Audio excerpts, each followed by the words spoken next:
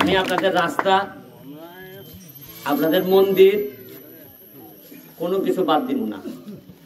আপনাদেরকে বলছিলাম, মনে আছে কিনা, যে ভোট আমি একবারই চাইব। আগামীবার যদি আমি ভোট করি, আমার যদি বাচ্চা থাকি, আমার যদি শরীরে মানে, চা বাগানের শ্রমিক, লেখার নাম ঠিক আছে, বাপের নাম ঠিক আছে, ঠিকানাও ঠিক আছে, আর যে মোবাইল নাম্বারে টাকা আছে এটাই এই মহিলার না, এটা অন্য আরেক লোকের।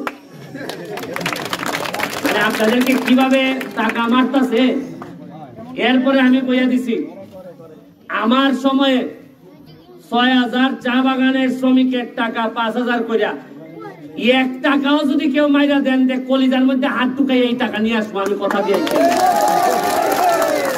এত গানের মধ্য দিয়ে টাকা পায়রা, আর এই টাকা নিয়ে যারা চিনিমিনি খেলবেন, তাদেরকে যতদিন আমি আছি তাদের সাথে আমি সংসার করব না, তাদের সাথে আমি সংসার করব না। এমনি ১৭০ টাকা, তাতে জান চলে না।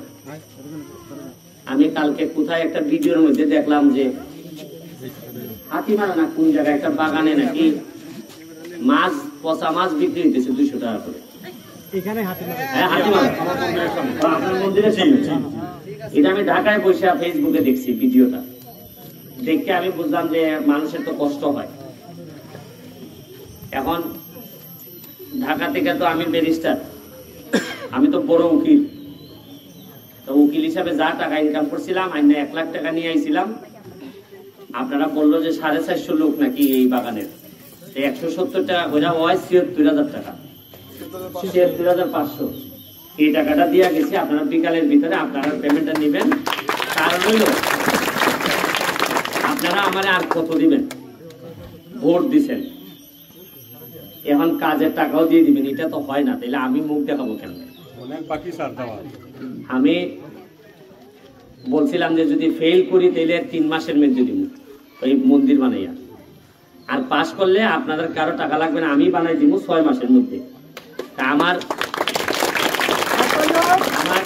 ৪ মাস হয়েছে, এখন বরাদ্দ দিয়া দিছি, এটা নাকি কিভাবে জানি মিস হয়েছে। তারপর আপনারা চিন্তা করেন না, আমি আগামী সপ্তাহে প্রাথমিকভাবে ২ লাখ টাকা বরাদ্দ দেওয়া, ওই যে নটরডেমের ছেলেটার নাম কি, সুকুমার যেহেতু বলছে, আগামী প্রথমে ২ লাখ টাকা বরাদ্দ দিতেছি, এরপরে আবার যেটা আইব আরো বরাদ্দ সরকারি ভাবেও দিব, দিয়া আগামী সপ্তাহে ওই যে পিলারের কাজ আস্তে আস্তে শুরু করে দেবা মন্দিরের। আমি চাই যে আগামী দুর্গা পূজায় যেন আপনাদের সাথে অন্তত পূজাটার মধ্যে আমি শরীক হইতে পারি। আর সুতাপাড়ার যে মন্দিরটা, এইটা তো অলরেডি বরাদ্দ দেওয়া হয়ে গেছে, এইটাও কথা দিছিলাম যে করে দিব। আমার একটা জিনিস ভালো লাগতেছে কি জানেন, ঘামতেছি তারপরও ভালো লাগতেছে। কোন জায়গাটা ভালো লাগতেছে জানেন? আমি শুনলাম যে আপনারা এতই দুর্ভাগা, আগে এই পর্যন্ত নাকি এই হাতিমারা এই জায়গায় নাকি কোনো এমপি নাকি কোনোদিন আসে না। কারণ আমার বিশ্বাস করেন, আমার চোখ দিয়ে পানি আসতেছে এই কারণে যে বছরের পর বছর আপনাদের কাছ থেকে নৌকায় নাম করে এরা ভোট নিল, শেখ হাসিনার কথা কইয়া ভোট নিল, আর শেখ হাসিনার বাচ্চাগুলার এইরকম না খাওয়াইয়া মারলো। তাইলে তোমরা কিসের শেখ হাসিনার নাম লইলাই?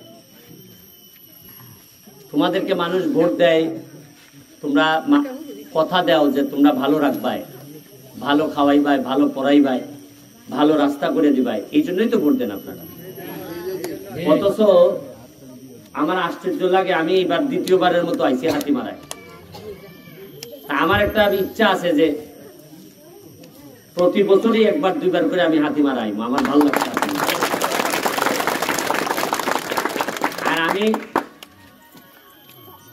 অন্য জায়গার কথা জানি না, আপনাদেরকে ভাল লাগছে এই কারণে যে আপনাদের বংশধর যারা আগের নিশ্চয়ই বড় বড় হাতি মারছিল, এই জন্য না নাম হাতিমারা। যারা ওই সময়ে হাতি মারছে এরার বংশধর আপনারা, আপনারা আশীর্বাদ তো আমার হাতির মতো আশীর্বাদ। আমি আপনাদের রাস্তা, আপনাদের মন্দির কোনো কিছু বাদ দিব না। আপনাদেরকে বলছিলাম, মনে আছে কিনা, যে ভোট আমি একবারই চাইব। আগামীবার যদি আমি ভোট করি, আমার যদি বাচ্চা থাকি, আমার যদি শরীরে মানে মানাইব কিনা বুঝি না, কারণ এমপি হইবার পর মানুষে খালি ফুলে, আর আমার 13 কেজি ওজন কমছে। আমার আম্মা কয় আমার নাকি আড্ডি গোনা যায়, কয় শুনলাম বেটা এমপি হইলে বেলে খালি কচি মুরগি খায়, আর তুই কিতা করস খালি মানুষের ঘরে ঘরে ঘরে গিয়ে দৌড়াস। আমি কই গো আম্মা, এরা যে কি বুঝছে আমারে, আমার মতো একটা বাচ্চা ছেলেরে আমারে ভোট দিছে, আমার কাছে মনে হয় গো আম্মা এটা সৃষ্টিকর্তার আশীর্বাদ ছাড়া এইভাবে আমারে ভোট দেওয়ার কথা না। এই জন্যই এরা ঋণ পরিশোধ করার জন্য সারাদিন এরা পিছনে দৌড়াই। আমি ধন্যবাদ জানাই চেয়ারম্যান সাহেবরে, কষ্ট করে বিদ্যুৎ আনার বিষয়ে উনি অনেক কষ্ট করছেন। আমি ধন্যবাদ জানাই আমাদের লিটন এবং পঞ্চায়েত যারা আছেন এখানে, ধন্যবাদ জানাই আপনার এখানে রায়হান একটা ছেলে আছে, সে কষ্ট করছে, এবং আজকে একটা শিলপাড়ায় আছে আপনার এইখানে, সে নিজে সাটিয়াজুড়ি শিলপাড়ায় সে নিজে গিয়া কারেন্ট নাই 22 দিন ধরে ট্রান্সফরমার চুরি করে লয়ে গেছে, সে নিজে গিয়া এই ট্রান্সফরমার ঠিক করে দিয়া আজকে আমরা লাইন দিয়েছি। আমি রায়হানকে ধন্যবাদ জানাই যে আমার কাছে মনে হয় কি জানেন, বড় বড় পাঞ্জাবি টাঞ্জাবি কইরা যারা আসে এখন আর আমার বিশ্বাস হয় না। আমার বিশ্বাস হয় যে দুঃসময়ে যে দাঁড়াইব এই নেতা হইব।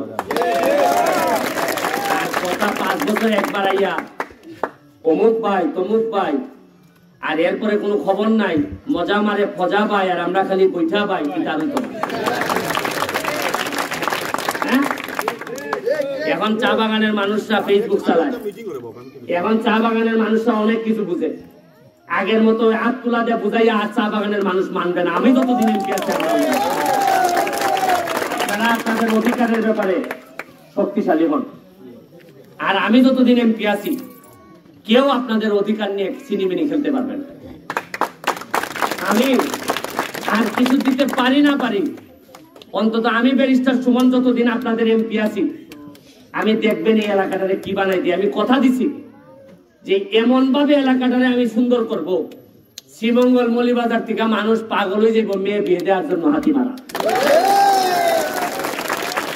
ওই শ্রীমঙ্গলের বাগানে করবো যে ব্যারিস্টার এলাকায় একটা বিয়া দিতাম, মেয়ে ভালো থাকবো। আবার ছেলেরা হাসে, মনে করে যে বিয়া তো আমিও করবো।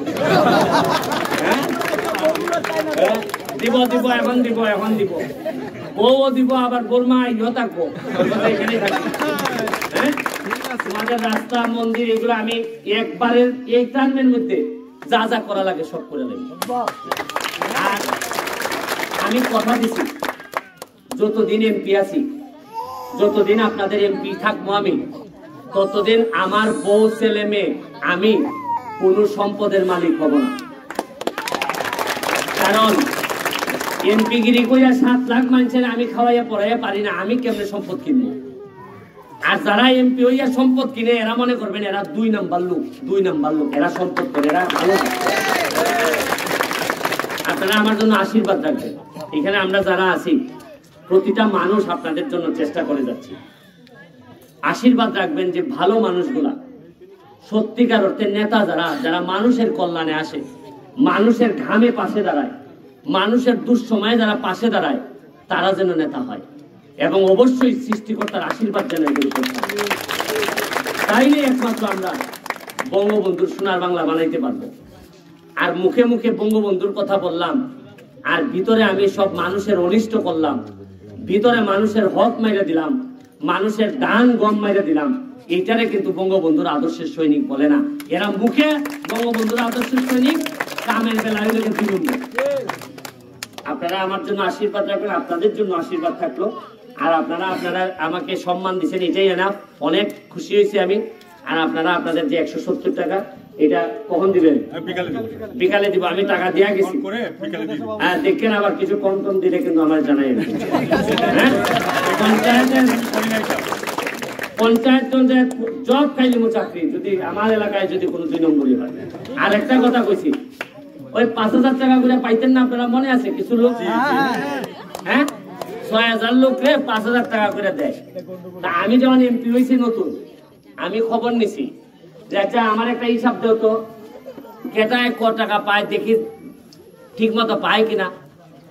2টা বাগান খালি চেক করছিলাম, গিয়া দেখি কি জানেন, 70 থেকে 80টা চা বাগানের শ্রমিক, লেখার নাম ঠিক আছে, বাপের নাম ঠিক আছে, ঠিকানাও ঠিক আছে, আর যে মোবাইল নাম্বারে টাকা আছে এটাই এই মহিলার না, এটা অন্য আরেক লোকের। মানে আপনাদেরকে কিভাবে টাকা মারতাছে। এরপরে আমি কইয়া দিছি, আমার সময়ে 6000 চা বাগানের শ্রমিকের টাকা 5000 কইরা, 1 টাকাও যদি কেউ মাইরা দেন যে কলিজার মধ্যে হাত ঢুকাই এই টাকা নিয়ে আসবো, আমি কথা দিয়েছি। এত গানের মধ্যে দিয়ে টাকা পায়রা, আর এই টাকা নিয়ে যারা সিনেমিনি খেলবেন তাদেরকে যতদিন আমি আছি তাদের সাথে আমি সংসার করব না, তাদের সাথে আমি সংসার করব না। আপনারা ভালো থাকেন, সবার জন্য দোয়া এবং শুভকামনা রইল। নেতৃবৃন্দ যারা আছেন তারাও অনেক কষ্ট করতেছেন, তাদের প্রতিও আমার শুভকামনা রইল, এবং আপনারা তাদেরকে বলবেন আমার সাথে সবসময় যোগাযোগ রাখতে। আমি যা যা আপনাদের লাগে, দুঃসময়ে আমি আপনাদের পাশে আছি, সুসময়ে না থাকলে নাই, কিন্তু দুঃসময়ে যেন আপনারা আমারে পান, এই আশীর্বাদ এবং দাবিটুকু চাইয়া আজকের মতো বিদায় নিতেছি। জয় বাংলা, জয় বঙ্গবন্ধু। আপনাদের জন্য সামান্য আপ্যায়নের ব্যবস্থা আছে, আপনারা আপ্যায়নখানে নিয়ে যাবেন। একটু জিলাপি আছে, জিলাপি আছে, একটা টুকরা আমারও দিও। হ্যাঁ।